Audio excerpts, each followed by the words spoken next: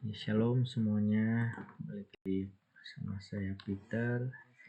Sekarang kita mau baca Yudit yang ke-13. Ya, yang 11, 12 itu bagi saya semakin membingungkan ya. Bagi saya sih, sebagai orang awam yang ya membaca Deuterokanonika dan berusaha memahaminya gitu. Bagi saya sih masih bingung. Mudah-mudahan ini ada jawabannya lah di Yudit 13, 14 dan seterusnya. Ayo kita baca bersama-sama. Ketika hari sudah jauh malam, para hamba bergegas-gegas pergi dari situ. Kemah itu ditutup dari luar oleh Bagwas, yang juga menyingkirkan para hadirin dari hadapan tuannya. Pergilah mereka semua ke tempat tidurnya, sebab mereka sekalian sudah lelah oleh karena jamuan minum itu lama berlangsung. Adapun Yudit ditinggalkan seorang diri di kemah itu, sementara Holofernes rebah tengkurap di pembaringannya, sebab termandamlah ia karena anggur. Yudit telah menyuruh sahayanya berdiri di depan ruang tidur dan menunggu seperti hari-hari lainnya hingga ia keluar, sebab demikian katanya, dia mau keluar untuk bersembahyang. Kepada Bagwas pun telah dikatakannya yang sama juga. Kini semua orang sudah pergi dari situ, baik dari yang tinggi maupun dari yang rendah kedudukannya, tidak ada seorang pun pembaringan. Holofernes seraya dalam hati berkata, "Ya Tuhan, Engkau Allah yang Maha Kuasa, sudilah kiranya dengan rela memandang pekerjaan tanganku pada saat ini yang akan menjadi keluhuran Yerusalem. Sebab kini sudah waktunya untuk memperhatikan milikmu sendiri dan melaksanakan rencanaku untuk menghancurkan segala musuh yang telah bangkit melawan kami." Kemudian dihampirinya cagak pembaringan di dekat pada kepala Holofernes, dan dari situ diambilnya pedang Holofernes itu sendiri. Oh, ya kayak film-film ya, jadi pakai trik. Jadi mungkin ya pura-pura udah gitu, ketika dia mabuk langsung tusuk. Didekatinya lah pembaringan itu, dipegangnya rambut kepala Holofernes, lalu berkata, "Ya Tuhan Allah Israel, kuatkanlah aku pada saat ini." Maka diparangnya tengkuk Holofernes sampai 2 kali dengan segenap kekuatannya, dan begitu dipenggangnya kepalanya. Oke. Digulingkannya tubuhnya dari ranjang dan diambilnya kelambu dari tiang-tiangnya. Sejurus kemudian keluarlah ia, dan kepala Holofernes diberikannya kepada dayangnya. Dayang itu segera memasukkan kepala itu ke dalam kantungnya. Kemudian mereka berdua keluar, sebagaimana biasanya, untuk bersembahyang. Perkemahan dilintasinya, dikitarinya jurang itu, lalu didakinya gunung Betulia dan tiba di muka pintu gerbang kota. Yudit membawa kepala Holofernes ke kota Betulia.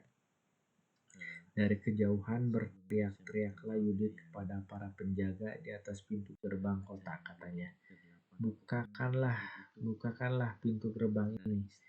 Allah menyertai kita.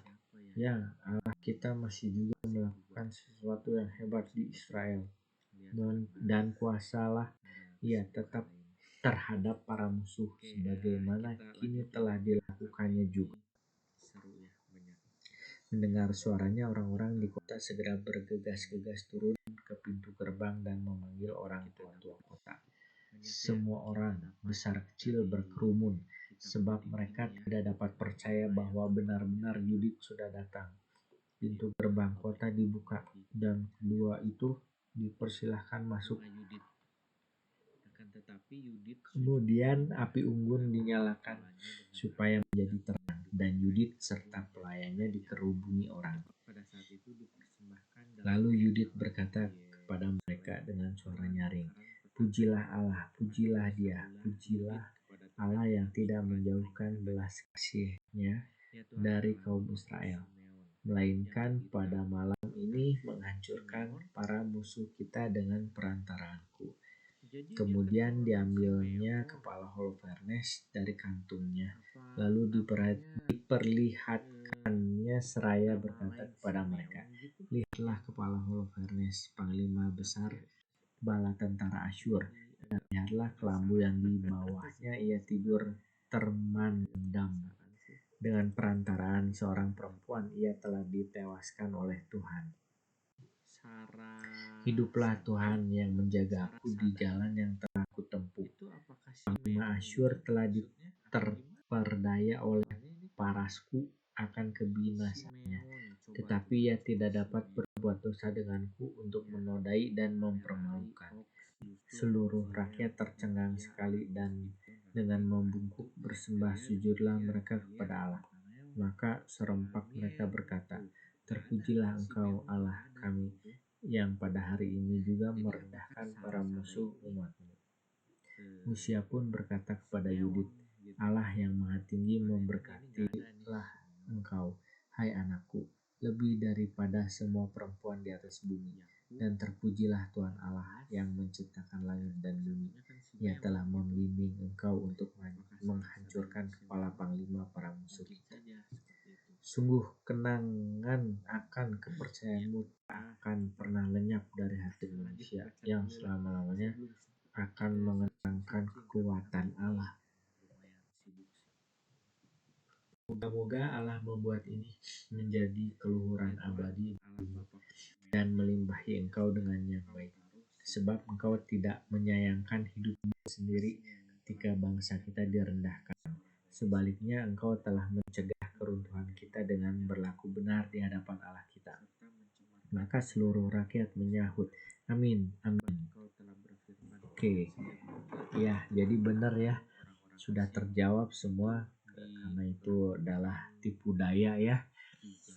Bagian ya, kalau di film-film mah memang perempuan memang di hide itu ya, pakai kecantikannya, terus memakai tipu dayanya untuk melumpuhkan musuhnya. Saya jadi keingetan siapa ya, itu juga orang yang dipermalukan Tuhan ya. Kalau kan dibunuh wanita itu bagi orang zaman dulu mah benar-benar sangat memalukan, sangat direndahkan gitu ya. Makanya siapa ya, raja siapa gitu, ketika kena serangan sama cewek, lemparan batu sama cewek, si rajanya minta dibunuh aja sama pengawalnya.